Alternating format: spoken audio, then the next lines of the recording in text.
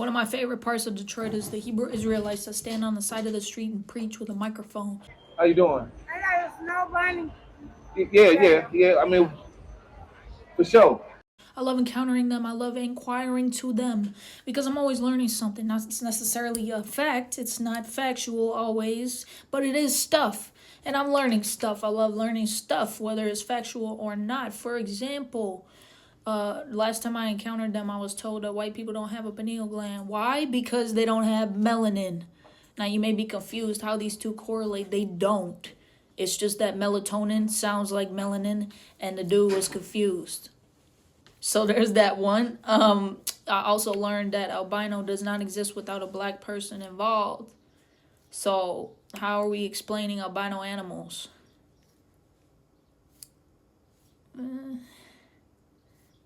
My favorite though, and I will never get over this, my favorite is the first white man, Esau, right? Because before Esau, everybody was black. And then Esau came along with the first white man. So if the first white man came from two black people, wouldn't that make the first white man black? Just a thought. I don't get it. Ask a Hebrew Israelite, maybe they could explain. I can't explain that, but I think about it a lot. I love the Hebrew Israelites. Shalom, it's your brother the Rashamat. I'm back with another lesson. I'll title this one Response. I love Hebrew Israelites. Before I get started, I give all praises, glory and honor to Yahweh, Ba'ashem, Yahweh Shai, Ba'ashem, Rakakodash, and double honors to the elders and apostles at Great Millstone for bringing out this truth. Shalom to the Old elect, which includes 144,000, and the rest of the elect out there, including those Israelites who may look like the other nations, but are not. Shalom. This one goes out to the 12 tribes scattered abroad. So you just seen the video that I played in the intro of this woman who does look like an Edomite. It seems like it's entertainment for her to go out and ask questions to the Israelites that are out there in Detroit. I don't know what group that is. I know I see them out there with their t-shirt fringes on. And I don't know if they're teaching sound doctrine or not. But some of the questions that she was asking, has me questioning. But I'm not going into that. So the thing I wanted to talk about today was her question about basically a so-called white man. Okay, so the first so-called white man had black parents, which I believe she's talking about Esau in this context. How can he be so-called white? Okay, so that's what I'm going to get into. So first off, just straight up, Esau is not the first so-called white man. Cain was the first so-called white man. And if you can receive it, Esau is just a reincarnation of Cain. Okay, it's that same curse or mark that was put upon Cain. Okay, it was put on Esau. All right, so let's start off with Genesis chapter 4, and we'll go down from verse 1 to 10 just to get some background information. It says, And Adam knew Eve, his wife, and she conceived and bare Cain, and said, I have gotten a man from Yahweh. And she again bare his brother Abel. Okay, Abel was the keeper of sheep, but Cain was a tiller of the ground. In process of time it came to pass that Cain brought of the fruit of the ground an offering unto Yahweh. And Abel also brought of the firstlings of his flock and of the fat thereof. And Yahweh had respect unto Abel and his offering. Well, why? Because Abel offered the correct sacrifice. Okay, he did it correctly. He did what he was supposed to do according to the law. And yes, it did have the law there because Adam was given the law. He was given the understanding. He was given the breath of life. Okay, so he had that understanding, and he taught his sons, okay? And so Cain knew what to do, but he didn't do it, which we will get right here. But unto Cain and to his offering he had not respect, and Cain was very wroth, and his countenance fell. And Yahweh said unto Cain, Why art thou wroth? And why is thy countenance fallen? Okay? If thou doest well, shall thou not be accepted? And if thou doest not well, sin lieth at the door, and unto thee shall his desire be, and thou shalt rule over him. Okay? So, Cain had the choice, okay? He chose not to do well, all right? So sin was, waiting there for him, and he just went in full force with it. That's what you'll see. And Cain talked with Abel his brother, and it came to pass, when they were in the field, that Cain rose up against Abel his brother, and slew him. And Yahweh said unto Cain, Where is thy brother Abel? And he said, I know not. Am I my brother's keeper?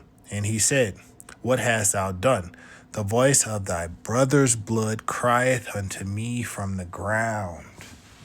Okay? So Cain was that first murderer, from the beginning. All right? And now we're going to get his punishment. Okay? Because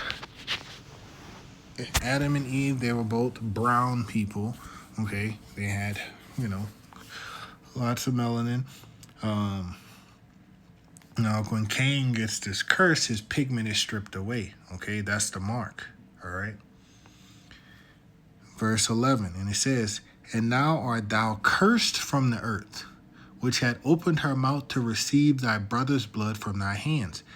When thou tillest the ground, it shall not henceforth yield unto thee her strength. A fugitive and a vagabond shall thou be in the earth. Okay, so this was part of the curse that was put upon Cain, okay? Now, a fugitive and a vagabond, all right? Somebody else is a fugitive and a vagabond on this earth, okay? They commit all kind of crimes and atrocities across the earth, okay? And they don't stay at home. They just go everywhere else doing this nonsense, okay? And that would be the Edomites, okay? Modern day, they call themselves so-called white people, all right? But again, it's not all about skin color, because you could be an Edomite and have skin as dark as mine or anyone else's. Or you could even look like the other heathen nations. Let's go to Habakkuk chapter 2 in verse 5. And it says, this is about the Edomites. It says, Yea, also, because he transgressed by wine, he is a proud man. Neither keepeth at home, who enlarges his desire as hell, and is as death, and cannot be satisfied, but gathered unto him all nations, and heapeth unto him all people. Okay? So, this is talking about Esau, okay? Because he's transgresses by wine his false doctrines, okay? He spreads that, all right? That's just what he does, all right? That's why the world is, so messed up. He is very proud. If you look at these modern day, let's look at the Americans, for example, okay? Especially, the Edomite ones. They are very proud. They don't think America could be taken down, even though the whole world is turning on them right now. They can't even, fathom the thought that they could get taken down. All right? They're that proud. They think they can fight the whole world and win. Okay? Neither keep it at home. They're always somewhere else doing something. In some other country, got a base over there, can't stay in their own business, trying to overthrow somebody else, always trying to tell other people what to do, okay? Trying to take somebody's land, do this, do that, start a war, drop a bomb, okay? That's what the Edomites do, okay? Because they have that same curse that was on them like Cain. They can't stay at home. They can't not just go and do something. They find somebody else land, somebody that be like, ooh, let's take it. They savages, okay? That's what they do. All right? Who enlarges his desire as hell. Okay? They can't be satisfied. Oh, look at Greenland. I should take that. Oh, look at the Gulf of Mexico. I should make that the Gulf of America. Oh, look at Canada. Even though they also Edomites too, I'm going to take that too and make it ours. They never go be satisfied. Okay? Never. They just go keep going and keep taking and keep trying to take until they destroy the whole earth. That's what they want to do. But they're not going to get that far. Okay? And cannot be satisfied by gathered unto him all nations. Okay? Let's all be one people. But I'm going to be at the top. Okay? And heap unto him all people. All right? And so this is what's about to happen to him. It says, shall not all these take up a parable against him, a taunting proverb against him, and say, woe unto him that increaseth that which is not his. What do you see the world crying out about? What's happening over there in the Holy Land with these Amalekites? The world is crying out. They're like, that's not your land. This, and this. The international court just came out and, they said what they said. Like, oh, no, you so-called Amalekites, you got to give it back. You can't be that. Roughly paraphrasing. All right. Woe to him that increases that which is not his. How long?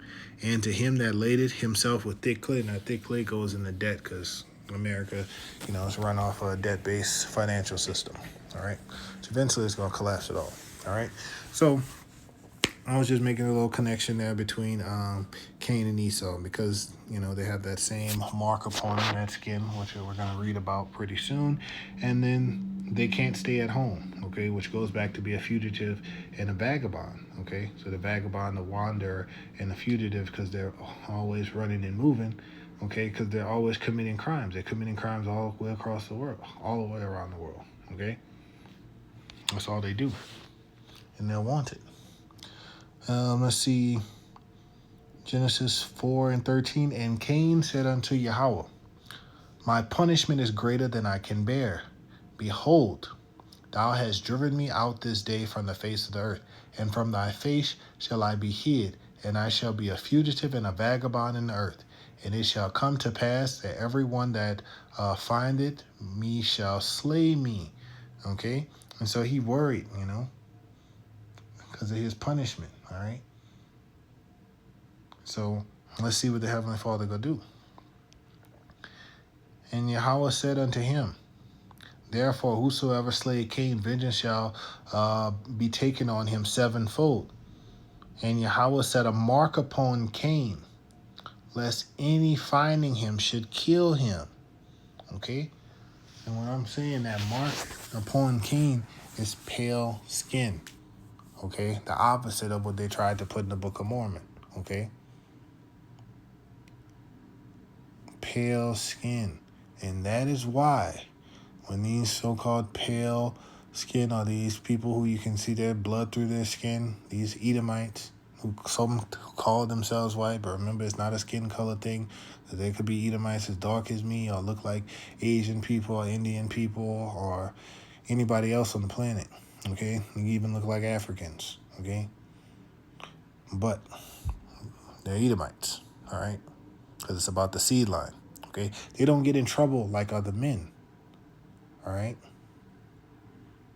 No, they don't get punished like that because they're reserved for the Heavenly Father's judgment, okay? That's why he said that mark upon them, okay? He has a special punishment for them, okay? And so no one else is going to, render judgment to them but him, okay? In the way that he set it up, okay? Yes, he's going to use his people to do it, okay? On this side, he going to have the heathen nations. He going to have them doing it too. But as far as you just taking, vengeance on the Edomites on your own, nah, that ain't gonna work. You go get it sevenfold, all right? That's why if you commit the same crime as an Edomite, if an Edomite come and do some horrible thing to you, they not gonna get the penalty like you go get. You go do some horrible thing to them, they gonna throw the book at you. You gonna be under the jail, okay? But that's just how it is in the scriptures. And plus, they got the dominion there in the kingdom. So, of course they could do that. This is Psalm 73:5. They are not in trouble as other men, neither are they plagued like other men. Okay? Because this ain't their time for judgment. All right? This ain't their time. All right? When they get judgment, it's going to be severe. All right? And let's get that judgment. Okay? Because they are the people of his curse. That's what they set up for. This is Isaiah 34 and verse 5. It says, for my sword shall be bathed in heaven. Behold, it shall come down upon Idumea. Idumea is a Greek way of saying Edom, okay? But this is the Old Testament, so it should say Edom here, not Idumea, okay? And upon the people of my curse to judgment. Who are the people of his curse? The Edomites. The sword of Yahweh is filled with blood. It is made fat with fatness, and with the blood of lambs and goats, with the fat of the kidneys of rams. For Yahweh had made a sacrifice in Basra, and a great slaughter in the land of Idumea. Okay? And so, that sacrifice in Basra. So, Basra, this is going into modern-day America, okay? It's like this capital city of Edom, okay? And so this is where this destruction is going to come. That sword that's going to be bathed in heaven is that thermonuclear destruction, okay? That is what that's going into. And I made other lessons about that, okay? So these Edomites, they're reserved for judgment of the Heavenly Father, okay? That's what they're reserved for. So they go get this ultimate judgment. And in the end, they're going to be obliterated. Obadiah 1 and 18, okay? Now, let's go make sure we establish that this man is a criminal, too. So, just like Cain. Micah chapter 2, verse 1 through 3 says, "Woe to them that devise iniquity and evil, and work evil upon their beds. When the morning is light, they practice it, because it is in the power of their hands." Okay? And so who has that? The lawmakers, okay? So these Edomites, they ultimately running things, okay? At the highest level, it's the Edomites behind the scene. They're elite. They covet fields, okay, like you see going over there in the Holy Land, okay, taking stuff that's not theirs, and take them by violence, okay? So they are the violent. They are the bloody, violent men, okay? That's what they do, all right? They just bomb, kill, you know? That's what they do. And houses, and they take them away. So they oppress a man and his house, even a man and his heritage. Just like they over there saying that they're the Israelites, okay? But they actually call themselves the JOO-ish people, okay? But we know that they're not. They're Amalekites, the chief tribe of Esau, Edom. That's how they're running the world. They're running the world from, the center of the world, the ruling area of the world, Jerusalem. That is where, the world is ultimately set up to be ruled from. Okay, so that's why they're trying to be there. Therefore, thus said Yahweh, "Behold, against this family do I devise an evil." And what is that evil? That curse, that thermonuclear destruction. Okay, from which ye shall not remove your necks, neither shall ye go haughtily, for the time is evil. Okay, so they're reserved for that judgment. Okay, right now they're walking around prideful and haughtily. Okay, because the pride of their heart has deceived them, but they will get judged. Okay, that is coming. All right. So, like I said, Cain is Esau if you can receive it. And let's go to Genesis chapter 25. Because we're going to see how Esau comes out. And Yahweh said unto her, "Two nations are in thy womb, and two manner of people shall be separated from thy bowels, and one people shall be stronger than the other people, and the elder shall serve the younger." And when her days to be delivered were fulfilled, behold, there were twins in her womb. And the first came out red all over like a hairy garment, and they called his name Esau. And after that came his brother out, and his hand took on Esau's heel, and his name was called Jacob. And Isaac was 80 years old when she bare them. And the boys grew, and Esau was a cunning hunter, a man of the field, and Jacob was a plain man, dwelling in tents. And Isaac loved Esau, because he did eat of his venison, but Rebekah loved Jacob. Right? So if we go up, we see. All right, what does it say?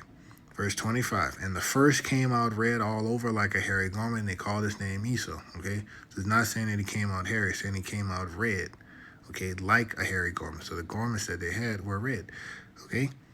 The hairy garments were red. So how did somebody come out red, right? They had this pale, translucent skin so that you can see their blood through their skin, okay? That's the mark, okay? And Esau means Isashwa. They have it wrong in the Blue Letter Bible, but Esau means Isashwa, wasted away. Okay, his pigment was wasted away, so that's why his name was Esau, but that's what it means. Okay, so they say, how can Esau be so-called white if his parents were so-called black? All right. Well, first off, Esau is red, as we just read, and his parents, they had brown skin. Okay, not black. All right. All right. Because that same curse / mark from Cain was upon Esau. All right. Through the Spirit. Okay. I've done talk on reincarnation. If you can receive it, okay. Easy way to think about it is reading the story of John the Baptist when Yahushua was like, John is Elijah. Okay. If you can't receive it, then it's not for you. All right. So Yahweh, he is the one who divided the nations. Okay. He divided the nation. So he's just like, okay, this is where this seed line cut off and a new seed line come in. Okay. So for example, Lot was a Hebrew. Okay. But his sons were two different nations. Okay. He had Moab, who was a progenitor of the Moabites, and Ben Amni, who was a progenitor of the Ammonites. Okay. We can get that. I think that's like Genesis, maybe 19. Yeah. All right. Okay, see, it says, thus were both the daughters of Lot with child by their father, which is wild. And the firstborn bare a son, and called his name Moab. The same is the father of the Moabites unto this day. Okay, so that's a whole nother nation. Who are the Moabites? The Chinese. And the younger, she also bare a son, and called his name Ben Ammi. The same is the father of the children of Ammon unto this day. Who, the children of Ammon? The Japanese. Okay? So that's two different nations. All right? From the same father, because the Most High divided the nations. Okay? So he could split up the seed line and make one people another people. Okay? And he did the same thing with Jacob and Esau. All right? So that's how you got Hebrew Israelites, Hebrew Edomites. But the Edomites are ashamed of who they are, so they want to hide. Okay? So the Israelites, they lost who they were. So they didn't know who they were. So they're happy to be Israelites. Some of them. Not all of them. Okay? Some of them scared and whatever. But the Edomites, oh, they don't want to be an Edomite. Okay? They don't like that. No. They don't want to be tied to the history, to the things that they've done. All right? And they don't want the judgment that's awaiting them. So let's get this last precept. This is Deuteronomy chapter 32 in verse 8. It says, when the Most High divided the nations their inheritance, when he separated the sons of Adam, he set the bounds of the people according to the number of the children of Israel. Okay? For Yahweh's portion is his people. Jacob is the lot of his inheritance. Okay? So I read this to establish that the Heavenly Father, Yahweh Bashem Yahushai, he divided the nations. Okay? All right? So after Noah got off that ark, he had 3 sons, okay? All right? And we had what? The Japhetic people, okay? They went and they had their own little group of nations that was divided from Japhet. Shem, okay? A bunch of nations came out of Shem and then out of Ham. A bunch of nations came out of Ham, okay? Because the Most High just divided the nations, okay? So in total, there are 18 biblical nations, all right? So this is how